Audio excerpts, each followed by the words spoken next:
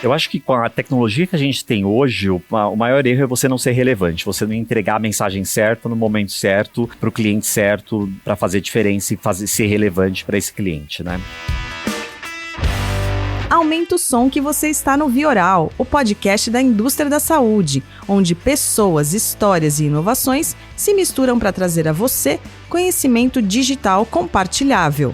Esta é a 6ª temporada e você pode se conectar no Instagram, @Vioral, ou acessar os episódios no seu agregador de podcast favorito. Se liga que mais um episódio vai começar!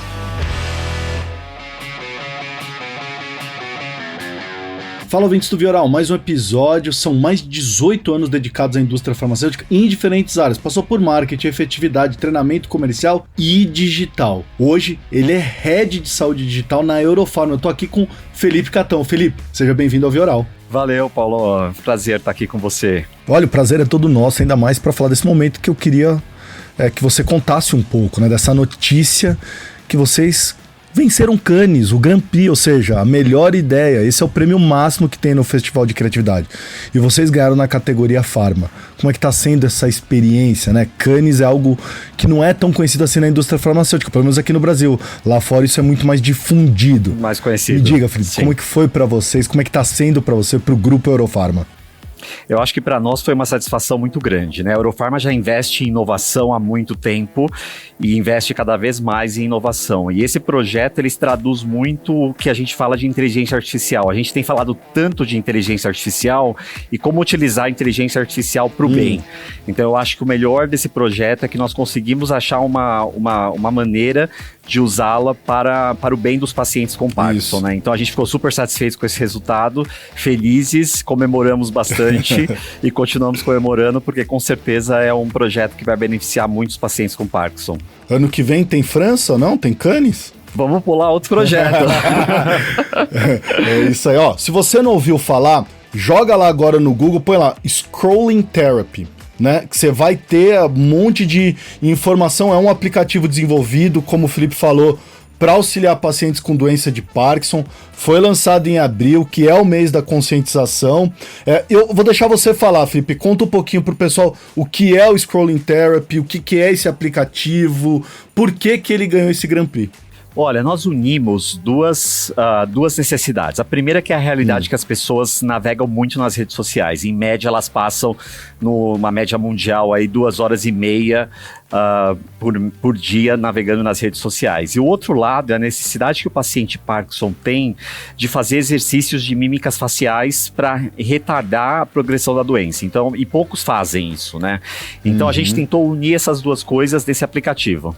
Conta um pouquinho o que é esse exercício para quem tá nos ouvindo, falando, pô, não sabia que tinha que fazer o exercício, não sabia que isso era algo. Conta um pouquinho o que é esse exercício facial aí. Esse exercício facial são mímicas faciais que o paciente tem que fazer, por exemplo, um sorriso, uma cara de nojo, uma expressão, qualquer expressão facial que ajude a retardar. A musculatura aqui da face. Trabalhar a musculatura da face, exatamente, trabalhar essa musculatura.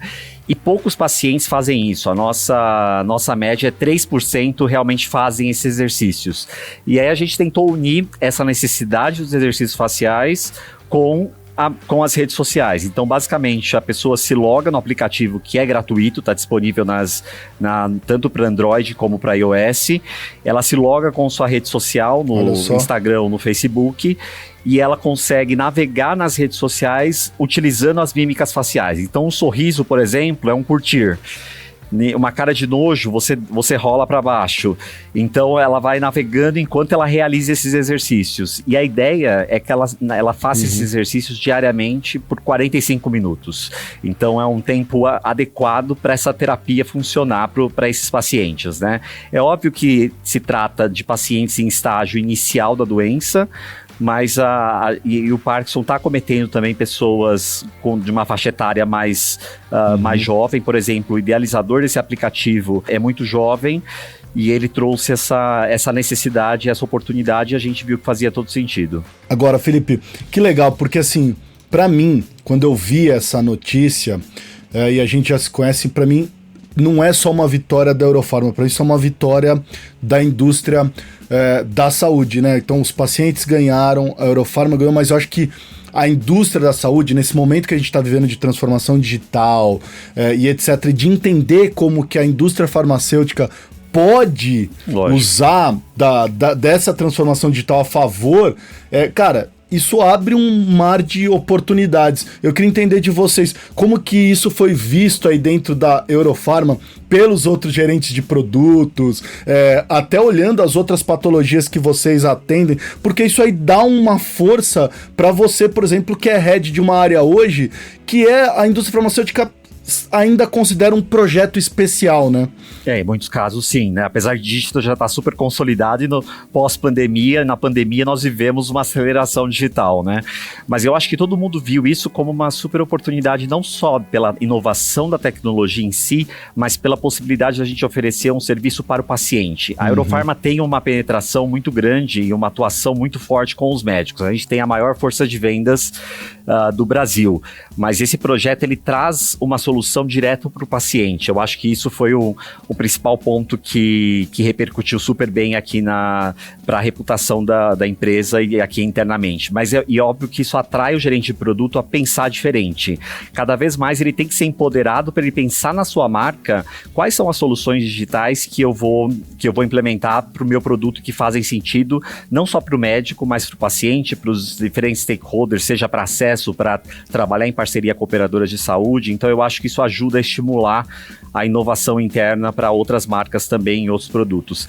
É um projeto que não foi lançado só no Brasil, foi lançado para toda a América Latina, ele está disponível também para Estados Unidos e outras regiões, e é interessante quando a gente olha os downloads, acho que pela repercussão que teve o projeto. Eu tenho gente da Austrália que fez download, pessoal da Indonésia, então tem países não só onde a Eurofarma atua, e é um pouco do que rola na internet, né?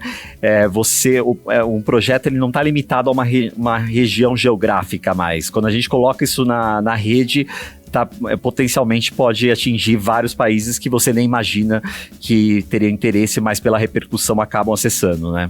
Agora, você já teve nessa posição de digital em outros laboratórios.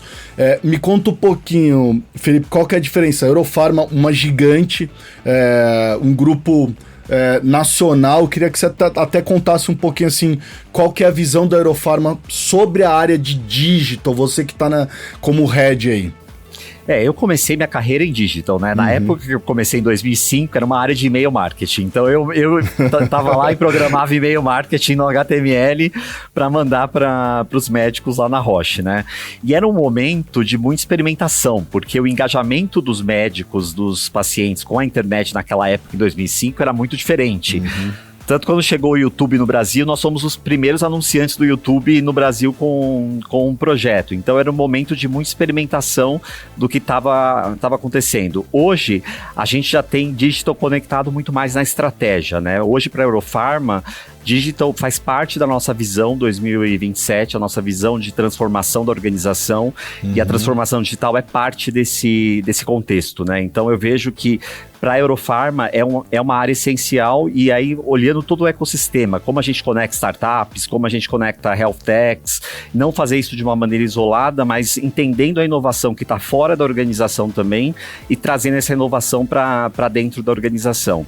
Eu acho que temos desafios, né? Eu acho que cada vez mais a área de digital precisa se integrar no negócio, mas eu acredito muito que o gerente de produto, ele não é mais um gerente de produto, ele é um gerente omnichannel.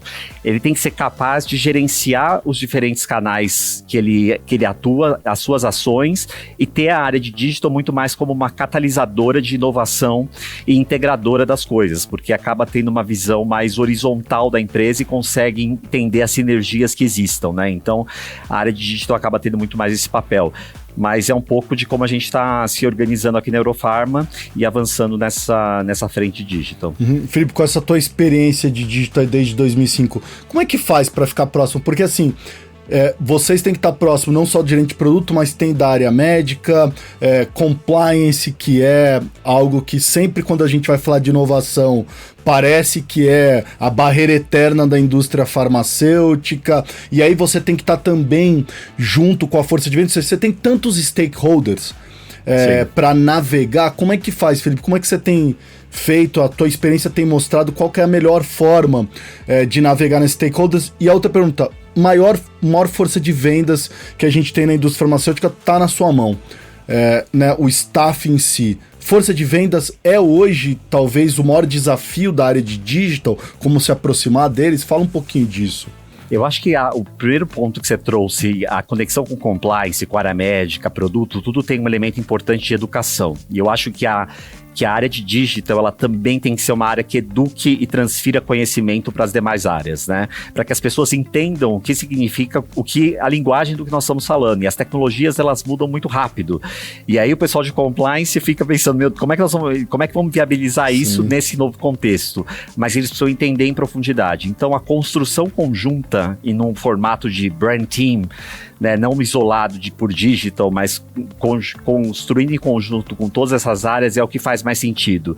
E como eu falei, o gerente de produto, cada vez mais ele tem que entender de digital para executar digital e integrar digital nas suas marcas. Eu acredito que tudo parte do planejamento. O digital tem que estar integrado no planejamento estratégico da marca, porque senão você fica criando ações que são isoladas, ações que não se conectam com os pilares estratégicos daquela marca. Então, a conexão com o processo de planejamento de marketing é essencial, e digital tem que estar presente ali. E a área de digital, apoiando de maneira consultiva esse time de gerente de produtos da área médica, a como construir essas ações e viabilizar a implementação dessas ações. Então, isso é super importante.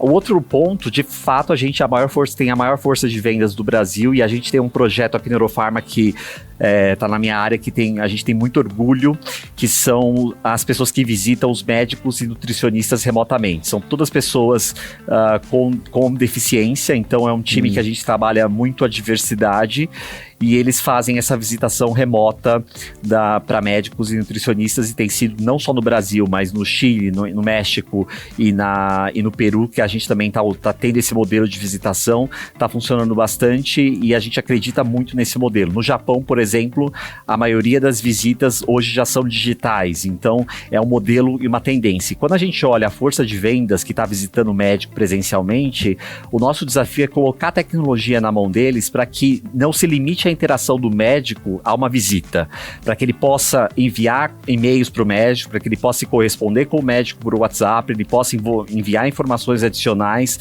e ir além da visita tradicional, da visita presencial, né?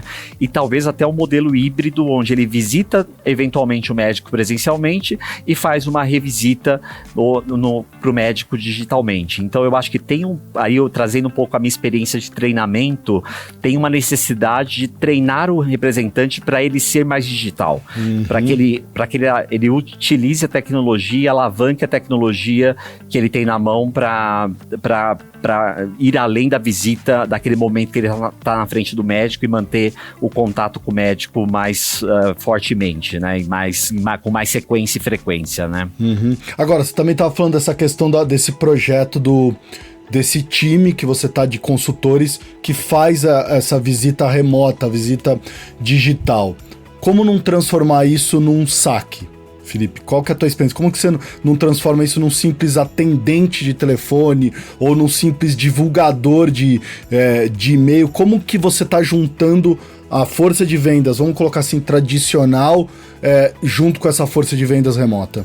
Eu acho que o principal ponto é a relevância do conteúdo que eu vou levar, né? E você não fazer uma ligação pro médico, mas você ter uma solução de tecnologia como essa que a gente está utilizando, onde eu possa mostrar para o médico materiais relevantes para o dia a dia dele, para ele tomar a decisão que é melhor para o paciente em termos de prescrição. Então, eu acho que essa combinação também do uso da tecnologia com o visual é muito importante para a retenção da mensagem e para que o médico compreenda aquilo que está sendo falado, né? É isso que a gente tem utilizado na nossa visitação remota. É um desafio porque os médicos às vezes dão no-show, então marca e não não conseguem às vezes atender, aí tem que remarcar a visita, isso afeta a produtividade um pouco da visitação, mas a gente tem visto que de tempos para cá os médicos estão cada vez mais abertos a esse novo canal também, que é complementar a força de vendas que a gente tem no campo visitando os médicos. Você foi de treinamento, qual que você acha que é essa habilidade que adicionou na força de vendas? Ou melhor, A força de vendas hoje não é mais a força de vendas, você que já navegou nisso tudo, nem deveria ser chamada de força de vendas, mas como é que você está vendo esse novo papel, Felipe? Eu acho que a força de vendas, ela tem um elemento do componente digital, né? Que é você preparar o representante para ele conseguir cada vez mais utilizar os canais digitais no dia a dia dele, no relacionamento dele com os médicos, né? Então isso é uma competência que eu acho que ainda precisa ser construída na força de vendas. E uma abordagem cada vez mais consultiva, né? Não só falar da medicação, mas você discutir com o médico elementos consultivos que ajudam no entendimento do conceito que esse representante está promovendo, né? Uhum. E aí você vê o quê? Você vê que esse é o futuro? Você acha que daqui para frente a gente já achou esse modelo ideal? Estamos buscando o modelo ideal? Onde você está vendo a indústria farmacêutica no conceito do modelo comercial? Eu acho que o modelo tá bem estabelecido aqui na Eurofarma, né? Como nós temos a maior força de vendas, isso permite que a gente chegue a cada vez mais médicos e que os nossos produtos, em termos de acesso ao tratamento, estejam disponíveis para mais pacientes. Então, eu acho que esse é um modelo que tem funcionado muito bem aqui na Eurofarma, e o modelo de visitação remota complementa esse esforço promocional que o time está trabalhando no campo. Eu acho que o único ponto com a implementação de novas tecnologias que a gente está implementando aqui é dar a capacidade para o representante que está no campo de utilizar outras ferramentas que vão além daquele momento da visita, daquele momento presencial da visita, né? E manter o contato com o médico. Quase está always on, disponível para esse cliente, para esse médico. Felipe, spoilers, o que Tória está fazendo de legal aí? O que a gente pode esperar da área do Felipe Catão para os próximos meses, esse ano que vem?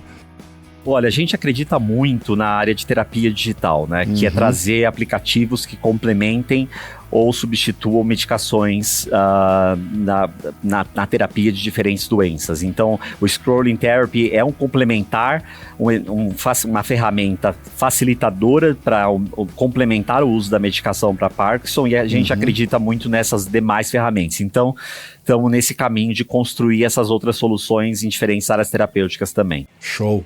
Health Techs, onde que elas estão, Felipe? Vocês têm feito parcerias com Health Techs? Vocês acreditam na parceria ou collabs com Health Techs? Com certeza, eu acho que isso faz parte do ecossistema de inovação da Eurofarma, né? A gente tem um programa de inovação aberta, que é o Synapses. No ano passado foram 16 desafios lançados para startups, por exemplo, no Uruguai, a gente fez uma parceria com uma startup para receituário eletrônico, e oferecemos isso para os médicos, para eles utilizarem essa ferramenta oferecida pela Eurofarma, e a gente acredita muito que as startups, elas são indutores de inovação e fazem parte do nosso ecossistema, né? E fora isso, a gente também tem um fundo, que é o Neuron, um fundo de investimento em startups de tecnologia que se conectam com as nossas teses de saúde, que é onde também a gente investe nesses potenciais players que fazem sentido para tecnologia em saúde. Eu tenho navegado aí pelas outras indústrias, não sei como é que você tem visto isso, Felipe, mas tem um boom aí de conteúdo, né? As indústrias farmacêuticas aprenderam a criar conteúdo e a gente tá vendo um monte de vídeo, podcasts, utilização das redes sociais, criação de uma série de conteúdos e essa avalanche de produção, né, da indústria farmacêutica virando quase que um publisher, né, de conteúdo em diversos canais. Como é que você vê, qual que é o papel das redes sociais, como é que você vê a indústria farmacêutica se integrando nas redes sociais? Você mesmo disse no começo, né, o ser humano globalmente usa muito a rede social, e o brasileiro mais ainda. O brasileiro é aficionado, a gente... social addicted. Total, né, o Orkut o Orkut amava o brasileiro, né, o WhatsApp, né, nós somos o segundo país que mais utiliza o WhatsApp no mundo. Como é que você enxerga as redes sociais? Como é que vocês têm visto redes sociais na indústria farmacêutica? A gente tem um ambiente regulado, então é óbvio que dependendo do conteúdo que eu vou oferecer, eu só posso oferecer esse conteúdo numa área restrita, mas o ponto-chave aí é ser relevante, você produzir conteúdos que de fato façam sentido para a prática clínica do médico ou que auxiliem o paciente na sua jornada de tratamento, né? Então aqui do nosso lado a gente vai tá criando um portal de educação científica para justamente auxiliar os médicos na sua educação contínua. Mas conteúdo é fundamental para uma estratégia digital. E eu acho que mais do que desenvolver o conteúdo para a sua própria plataforma, é você ter o seu conteúdo onde os médicos já estão. Então você tem a sua presença receptiva, que é o seu site, lá você tem uma série de conteúdos, mas você tem que estar presente em players, em canais onde o médico já utiliza para disseminar suas mensagens e os conteúdos que fazem sentido para as suas marcas e para as áreas terapêuticas que você atua. Então é uma combinação de presença receptiva e presença ativa quando a gente pensa em estratégia digital, né? Então hoje, por exemplo, um dos portais mais utilizados pelos médicos no Brasil é o Medscape. Então, como a gente garante a presença nesse tipo de plataforma também para disseminar os conteúdos que estão sendo criados. Mas eu acho que cada vez mais o grande lance, eu acho, Paulo, que a gente não é uma editora. Então, a gente precisa, no momento de desenvolver esses conteúdos, se aliar a quem de fato traga credibilidade para esses conteúdos. Porque não adianta eu produzir um conteúdo Eurofarmas e eu tenho que ter uma associação com seja uma sociedade médica, seja um publisher relevante, uma revista científica, para que esse conteúdo realmente o médico olhe e fale, nossa, esse conteúdo ele traz a credibilidade da Eurofarma e desse parceiro de desenvolvimento de conteúdo. Então eu acho que esse é um ponto importante na estratégia quando a gente pensa em conteúdo, né? E conteúdo para diversos canais, né? Como é que e formatos diferentes. Não dá para escrever só um texto gigantesco hoje, porque as pessoas vão parar para ler. Então é infográfico, é podcast, videocast e outros formatos que atraiam mais os médicos e os próprios consumidores, né? Qual que é a opinião pessoal do Felipe? Eu tenho visto, outro dia eu estava vendo um dado no TikTok, o maior número de visualizações no TikTok são vídeos médicos, de profissionais de saúde, né? Então, assim, muito desse microaprendizado, esse microlearning tem crescido demais. Qual que é a tua visão, Felipe, essas plataformas de microaprendizagem, não só aprendizagem para o paciente, mas o médico aprendendo com outros digital opinion leaders, outros profissionais de saúde, e os profissionais de saúde estão cada vez mais entendendo esse papel e indo para essas redes também para expor sua opinião, falar, responder caixinhas de perguntas. Como é que você a tua experiência tem mostrado o que sobre isso, Felipe? Isso não é novo, né? Há 15 anos, a gente organizou o primeiro evento para blogueiros no Brasil para trazer, quando a gente trouxe o Outubro Rosa para o Brasil. E a gente organizou um evento que na época eram os blogueiros, hoje são os influenciadores, mas na prática é a mesma coisa. Então esses influenciadores são cada vez mais relevantes para disseminar informação. O grande lance é quão incrível é essa informação que eu estou disseminando. E para os médicos é essencial a presença cada vez mais nas redes sociais. A gente aqui na Eurofarma tem alguns projetos em alguns países para educar os médicos em como se tornar um produtor de conteúdo nas redes sociais, justamente para auxiliá-los nesse caminho, nessa jornada, porque é essencial que ele compartilhe, que os pacientes também gera confiança a partir do momento que o meu médico tem uma rede social e ele utiliza essa rede social para compartilhar conteúdo. Eles são fontes de informação super importantes e também é essencial para eles, para a própria construção da sua reputação, né? Então eu vejo isso com uma super tendência, cada vez mais sendo utilizado pelos médicos e profissionais de saúde, né? Agora, quem está aí tentando entender esse digital na indústria farmacêutica, é uma área que tem que estar suscetível ao erro, à falha, não adianta, porque é uma área que tem que prototipar, tem que testar, tem que encarar, tem que estar à frente. Qual erro, Felipe, essa sua experiência em digital aí desde 2005 te mostrou que, cara, é um erro que não dá para a área de digital cometer hoje na indústria farmacêutica? Alguma experiência que você tenha passado que você pode ensinar aqui para os nossos ouvintes? Eu acho que com a tecnologia que a gente tem hoje, o maior erro é você não ser relevante, você não entregar a mensagem certa no momento certo e para o cliente certo. Então eu acho que a indústria farmacêutica, ela sempre teve um modelo de de segmentação muito baseada em potencial e adoção. Mas quando a gente pensa em digital, tem um elemento importante aí que é a afinidade do canal. Então você precisa entender quais os canais que realmente a sua audiência quer se comunicar com você. E aí não fazer isso significa que você não está sendo relevante, você não está atingindo o médico ou o profissional de saúde ou o próprio paciente pelo canal que ele quer se comunicar. Então eu acho que o desafio que a gente tem, no aprendizado que eu tenho desses anos, é você entregar a mensagem certa no momento certo e para o cliente certo para fazer diferença e ser relevante para esse cliente, né? E Felipe, como é que tem sido, né? Porque omnicanalidade, né? Que a gente tá ouvindo falar muito, todo mundo tá falando na indústria farmacêutica.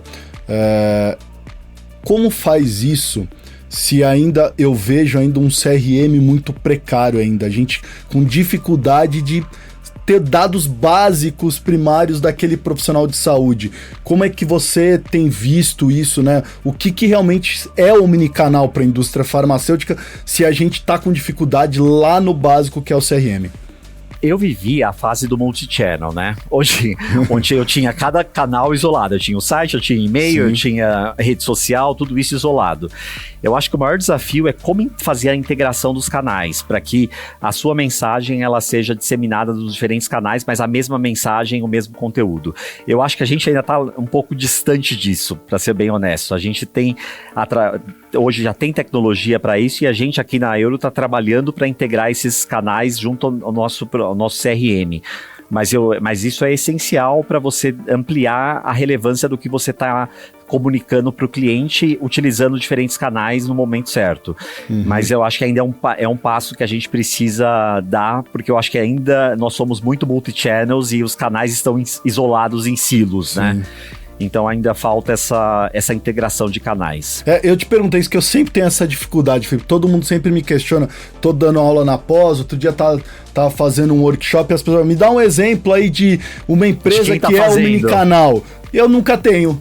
Eu falo assim, olha, omnicanal mesmo, se você pegar pela definição do que é hoje, ninguém. Né? Agora, se as pessoas estão tentando aplicar a teoria, estão tentando estruturar o omnicanal, aí a gente pode falar de várias, mas assim, quem realmente hoje é omnicanal, você fala assim, é omnicanal, não dá. Dentro da indústria farmacêutica, a não ser que eu traga o exemplo do Mercado Livre para você, mas assim, tirando isso, eu também tenho essa grande dificuldade. Mas acho que estamos no caminho. Estamos no caminho, eu também acho. Eu acho que tá no caminho também, acho que é interessante isso, esse momento que a gente tá vivendo. Eu não sei, você já passou por algo assim na indústria farmacêutica dentro da área de digital, esse momento que a gente tá vivendo, Felipe? Eu acho que esse é o momento da gente realmente integrar os canais, né? Eu acho que cada vez mais o investimento em tecnologia e também uma estratégia bem estabelecida é o que vai fazer diferença. Mas eu acho que ainda a gente tem um caminho para percorrer na indústria para atingir isso, né? Eu acho que ainda nós somos muito multi-channel e não omnichannel, né? Que basicamente é a realidade onde eu tenho os diferentes canais e eles não necessariamente se conectam entre si, né?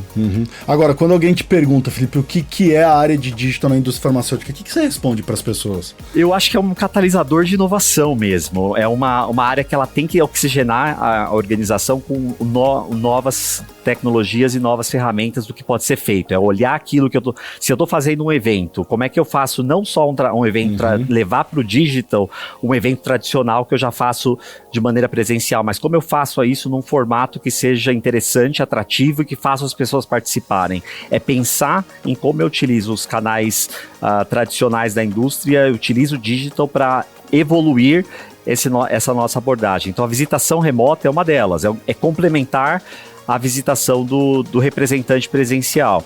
Então é uma ferramenta secular da indústria, que é o representante essencial, e a gente utilizando os canais digitais para ampliar o alcance, né? A profissionais que a gente não alcança. Mas eu acho que é uma área catalisadora de inovação e que não é simples, porque inovação implica erro, implica teste, implica errar rápido, corrigir, você entender, aprender com os erros e até chegar no modelo que funcione realmente, né? Felipe, quais que são as fontes que você bebe? Dica aí para os nossos ouvintes. Quem que você segue na internet? De onde você consome conteúdo para se aprimorar nessas inovações, nessas tecnologias? Tem alguma newsletter que você assina? São revistas? É algum website? O que você consome?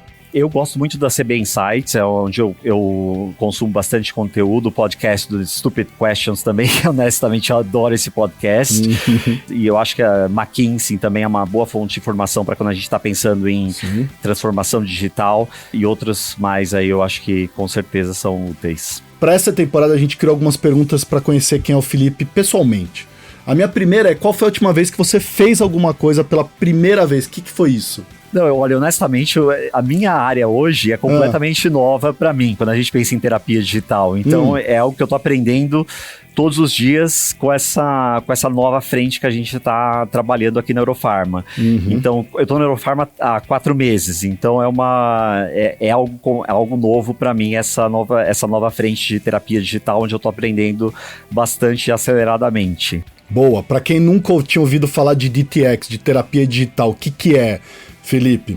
Na prática é você utilizar aplicativos que substituam medicações ou possam ser usados em complementação a medicações para diferentes áreas terapêuticas. Então, é o uso de aplicativos para o tratamento de doenças e enfermidades e comorbidades. E é uma área que tem crescido demais, né? Eu não sei se você tem visto alguma coisa aqui no Brasil, mas eu sei que lá fora as terapias digitais assim têm avançado demais, né?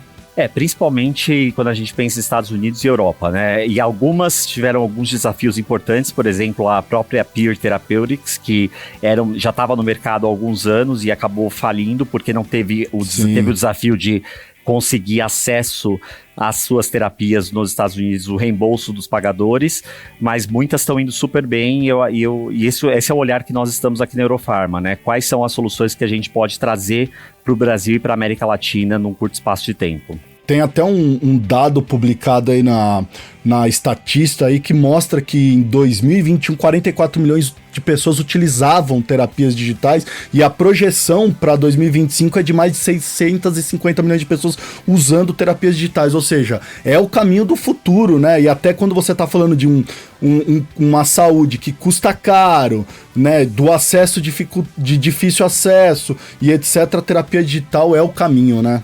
É um crescimento vertiginoso, porque hoje são 22 milhões. Então, é um crescimento que vai ser exponencial no futuro, né? É o futuro. Boa, maravilha. Agora, Spotify, se eu abrir teu Spotify agora, qual é o último conteúdo que você ouviu, Felipe? O que você tá ouvindo aí no teu Spotify? Bom, o último que eu ouvi foi No Stupid Question. E a pergunta era: It's okay to be average. E eu acho que a reflexão que faz nesse podcast é que qual a meta que você estabelece para você? Não existe você ser médio, existe você estabelecer metas que fazem sentido para você na sua vida pessoal e na sua vida profissional. E a partir do momento que você tem a sua autorreflexão, você consegue estabelecer metas que você consegue atingir e que façam sentido para o seu crescimento pessoal e profissional, né? Depois de um Grand Prix em Cannes, em Pharma, qual que é a tua próxima meta? Com certeza é trazer novas terapias digitais que apoiem os pacientes de outras áreas terapêuticas para o Brasil, trazer um outro Grand Prix. Boa, maravilha. Gente, hoje eu conversei com o Felipe Catão, ele que é Head de Saúde Digital na Eurofarma. Felipe, queria agradecer demais esse bate-papo. Cara, você trazer tanto assunto, a tua experiência aqui para os nossos ouvintes do Vioral. Obrigado. Obrigado você pelo convite, foi ótimo. Maravilha, gente. Então esse foi mais um episódio do Vioral e eu fui. Se sentiu provocado ou provocada com essa dose oral para seus ouvidos? Então não deixe de se conectar no @Vioral ou com o nosso host, o PC, @Paulo Crepaldi.